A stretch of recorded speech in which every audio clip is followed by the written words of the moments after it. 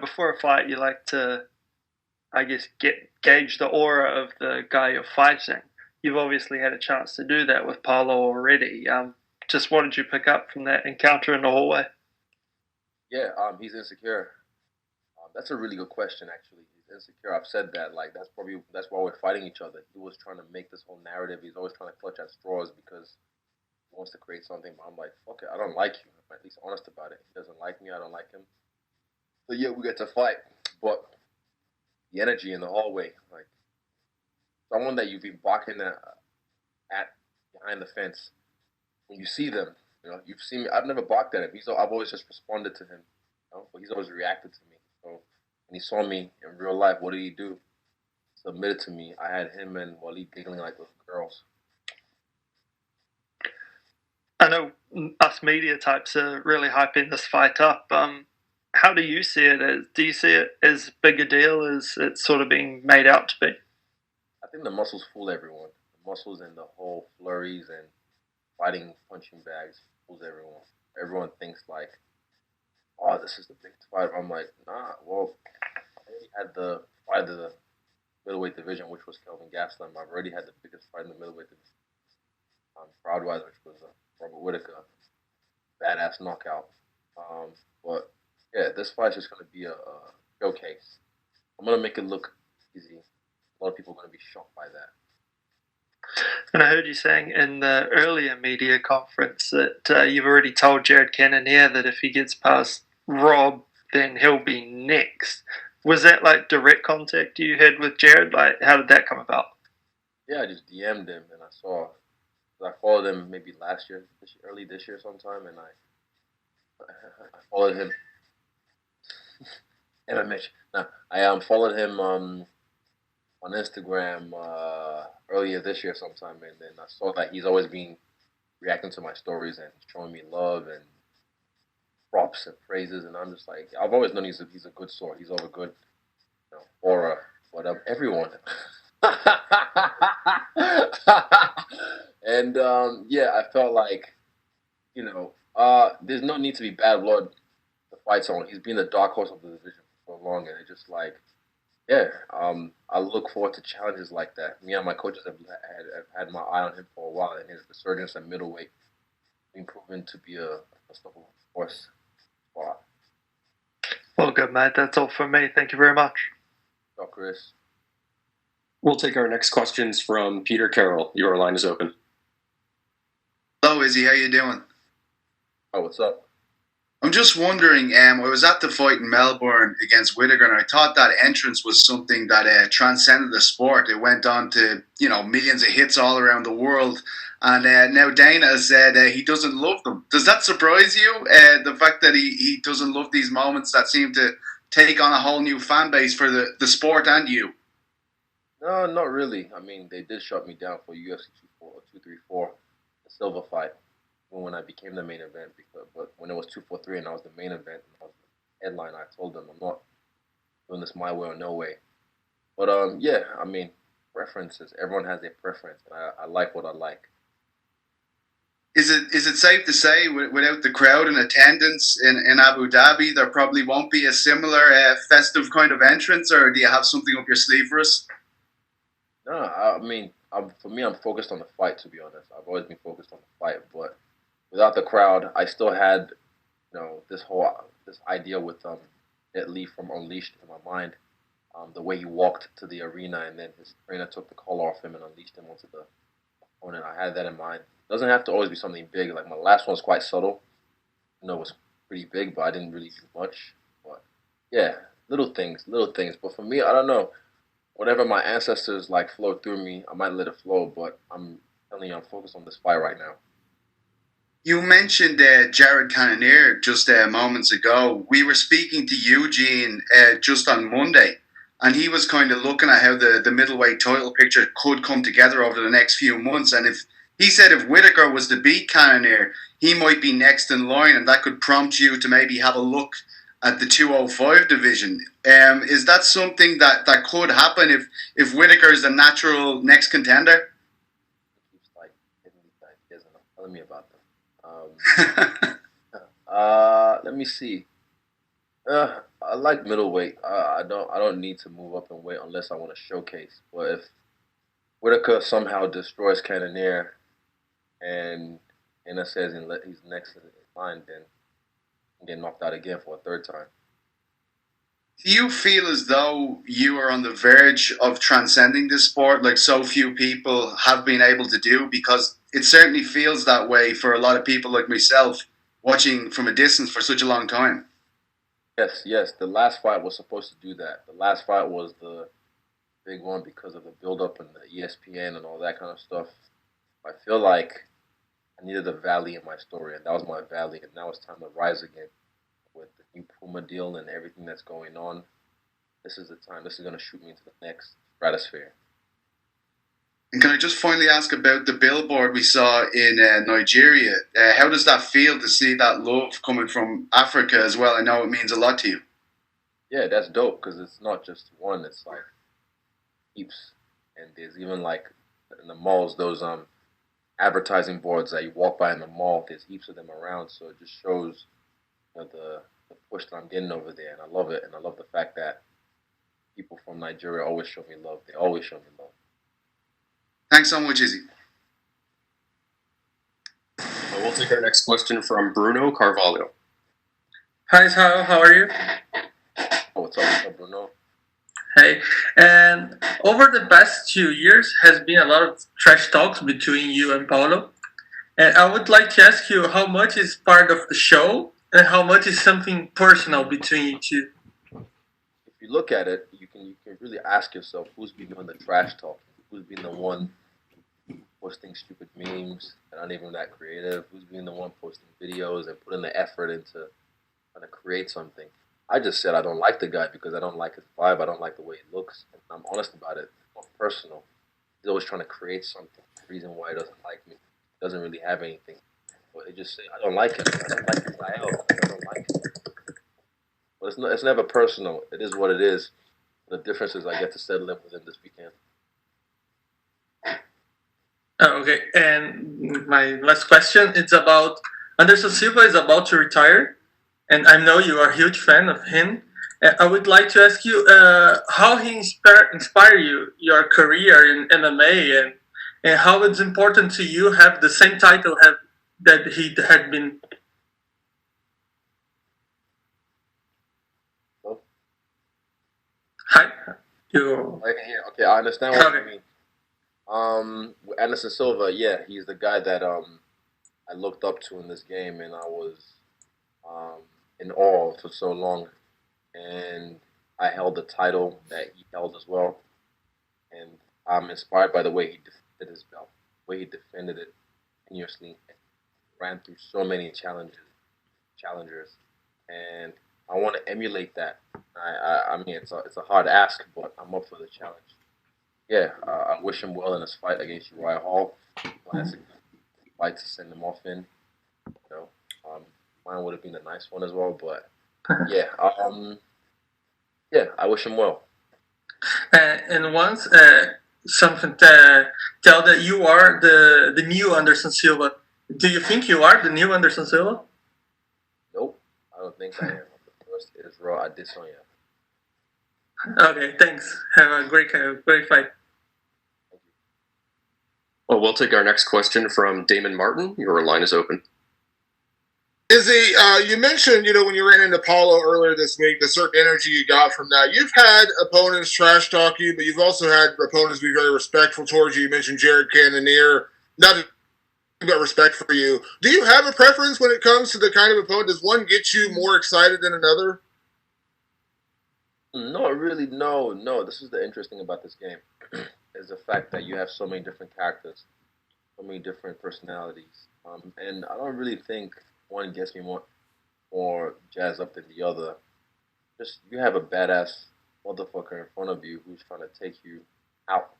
So that's always enough motivation for me. I don't need any extra. All the extras are just extra. Yeah, I do like extras sometimes. Prize. Block. When the controversy obviously happened over here in the States with the George Floyd killing, obviously you made a strong statement of that, home and you talked about Black Lives Matter and things like that. I hate to bring up a bad subject, but I'm sure you saw this past week, and Colby Covington had some pretty inflammatory things to say about Black Lives Matter. Had some pretty inflammatory and bad comments towards a good friend of yours, Kamaru Usman. What did you make of that, and what do you make of those kind of comments? Kind of hitting the airwaves like that. There's not really been a lot said about it. I mean, it just shows you the landscape of the media and what it is right now. I made a joke about dropping your mirror like the Twin Towers, and everyone lost their mind. And if I said the joke, and it was pretty funny, but people took it as like I was being offensive and like digging, but I was making a joke. This guy has directly insulted my culture, my brother, and many other cultures and stuff, and no one says anything, but it just shows you a mirror. It shows you a mirror to you guys. So yeah, I don't really care. Kamaru Usman broke his jaw, so. Does that speak louder to the race issue at large? And we hear all the time people say, "Oh, LeBron James, you shouldn't talk about it. Don't bring politics into it." And then you got obviously Colby going to a Donald Trump rally a week before his fight, things like that. No one bats an eye. Yeah, what is it? Shut up and dribble. That lady said it was a lady that did that. She said shut up and dribble, but then like when it was someone else, then she was like, "I think he has a right to express his blah blah blah." The hypocrisy. Yeah, like I said, it's a mirror, so you should look into the mirror. And last thing for me is that, you've obviously already made a name for yourself in this sport. You got this Puma deal, which is a very big deal. And you mentioned it before, keeping a level head, but understanding what comes along with superstardom. Are you feeling that now? I mean, as you sign these bigger deals, as you get these headlining fights, are you kind of feeling that superstardom? And how has life, adjusted for you as you try to stay the same person, but understand that, you're going to have that brighter spotlight on everything you say and everything. Oh, did you burp? Oh. Can you hear me? Sorry. Oh, no, I could hear you. I just thought you burped or like. No, I didn't. I promise I didn't.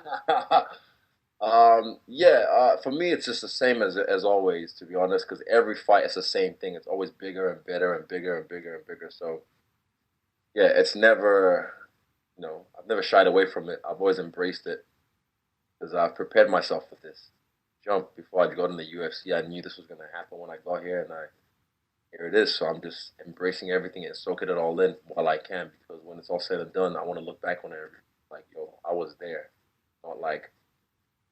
The media again. Like sometimes unfortunately it's work. But you have to find the silver lining. Yeah, I just enjoy it as I comes.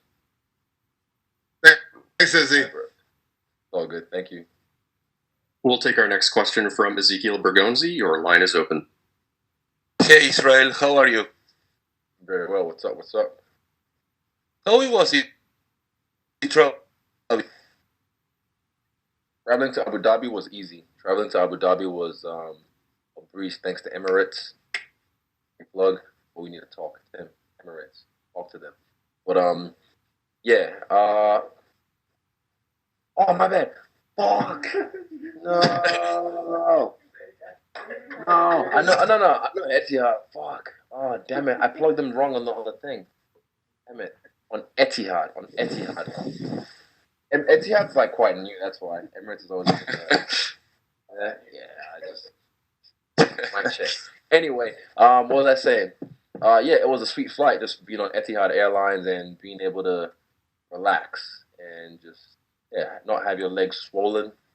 As a 6'4" behemoth myself, quite nice to be able to lie down most of the flight.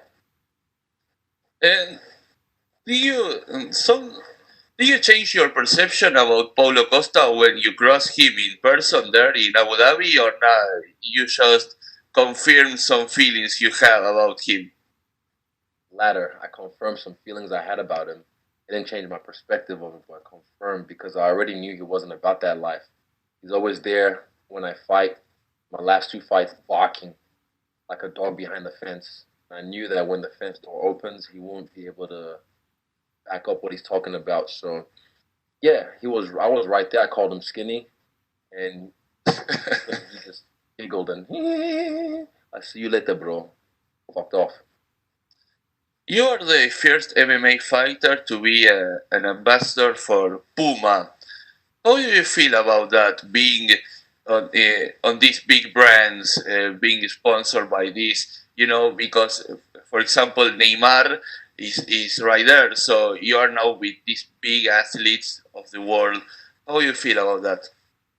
I think it's awesome. I think it's a good fit for myself because I'm not a guy who is sometimes, as media likes to say, media trained, and I'm very free with my words and my expression of myself.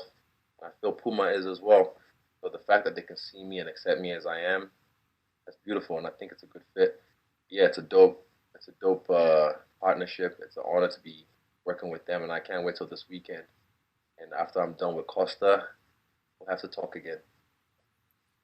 So, in recent comments, Dana White say that he is not into very flashy entrance. So, what shoots are you going to do this time? I Because wasn't I wasn't you really did. planning on doing anything because no fans, but yeah, I don't really care what Dana White's a fan of. I just care about what I like and expressing myself. I wasn't really planning on doing anything. I just wanted to. I was focused on the fight on this one. This is I like the look of this whole island thing. No crowd, everyone streaming worldwide like some dark web fight. So yeah, I had something dark in my head for this fight in general. So my last question is: you sent a message to your school teacher on social media. How it Yeah, was yeah, yeah. that? What was that? Repeat that. How is what that? How do you felt sending a That message was to your cool. school teacher? One of my school teachers, he actually used to come to our house when we briefly stayed in Ghana on our transition to New Zealand. He actually came to our house and tutored us as well after school. So yeah, for him, it was cool. It was always nice to me. Yeah, he caned us a lot, but he was always a cool teacher. But yeah, it was. I don't know. How did that feel? Wholesome. It felt wholesome. Thank you and good luck on Saturday. Cool. That's. Thank you.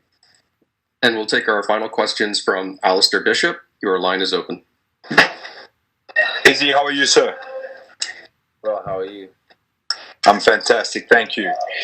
My first question, Izzy, it's been labeled by many people as a brawler versus technician in this matchup. Do you think there's more to it than that? A little bit, but because he does have some technique, from his looks, body shots, he has his hands in the right places. But it's just the levels. There's levels to this. There's levels to this, and I just want to showcase that. And after your fight with Romero, do you think this is stylistically the kind of fight you need to remind the world of your skill set? 100%. And I feel like Roy Jones when he said Yoma forgot. Because, yeah, people forget, and fans are fickle, sometimes dumb in droves. So I feel like I just have to remind them so they can be like, oh my God, oh, Israel's so good. Wow. Nice. Oh, by the way, I destroyed this guy. But one of the things that also keeps being brought up is someone's O's got to go. How important is it to you to keep that undefeated record? That's like the same thing with the whole title. Like I've said, that the title is just aura. I just need to grab it along the way on my journey to greatness. So same thing with the being undefeated. Never really been that thing like, oh, I gotta like, it's just a ring. It's a fucking O. I don't really care about it, but what I care about is whooping ass. Good at doing that. One of the things we've seen in the last couple of years in the UFC is the massive surge of African fighters. What do you attribute that to? Do you think there's a work ethic hidden behind there, or what would you say? Man, African women might be the hardest workers on the planet. I've seen mothers with the baby on their front and on their back carrying a big, like, tray of plantains in their neck all day in the blazing heat. That's just one person, and I've seen that work ethic through my people, through my parents. So yeah, it is passed down through us. When it like, I was not the best. I'm the runt of my people. on this. So I wasn't always the hardest worker, but in me, my DNA, I'm bred from that. Parents, like I said, so yeah, when it's time to work, I work. But like I said, I'm the runt of my people, even physically, or the specimen, the pick of the litter. So I've been back home last year, and I saw people rolling in the ghetto, and they probably don't have the best nutrition, but they're bodied up, years old, bodied up. You know, so I like the fact that Nigeria, especially, is getting privy to MMA because I'm telling you, man, game over like 50 Cent did when he dropped in the club rap game, and game over when Nigeria started. I remember a while back, being from South Africa, you mentioned there was a time where you were in talks with the EFC here locally to possibly fight in South Africa. Do you see that in your career, in your future, to headline inside, or let's say Africa, headline a UFC in Africa before you're done with your career? Yeah, definitely. I feel like honestly, I'd love it to be in Nigeria, and that would be a dream. Someone asked me that question. That would be a dream destination to fight in, because I can just imagine the place erupting, a whole stadium just going crazy, and knocking out or submitting someone. But the problem is we are our own problem, and I can say that freely, even though some people might not like me saying that. We are our own problem. A lot of red tape in Nigeria, and sometimes a little bit of corruption, which is getting cleaned up, but we are our own problem. So I feel like South Africa still has its own problems, as every country in the world does. But South Africa has a booming MMA scene, like you said, with EFC, and it would be awesome to be there for a fight. But also, I think that would be one of the destinations in the future for the UFC when they invade Africa. And the last one for me, Izzy, what advice would you have for young African fighters trying to make their way to the UFC? The UFC, young African fighters, find the right trainer. Find the right trainer. It's not about getting hit from the other guy back. It's not about how hard you can hit, how tough you are. Those are all great attributes. But finding the right trainer, because I had that in my own career. I was living in Wanganui. My first trainer, I realized he just wanted me to do Muay Thai, and I wanted to do MMA. He didn't even like me doing my first MMA fight. I realized that he tried to shape me to fight like him, his style. And I knew early on that this was not the guy to take me to where I needed to go. I went out and I seek the right trainer, and I'm blessed that I found you. I tell them it'll be hard right now because it's a young sport, Africa in general. But I'd say just seek the knowledge. The internet's your friend. YouTube is your friend. Tutorials, DVDs. A lot of people have them, but finding the right trainer who cares about technique rather than just toughness.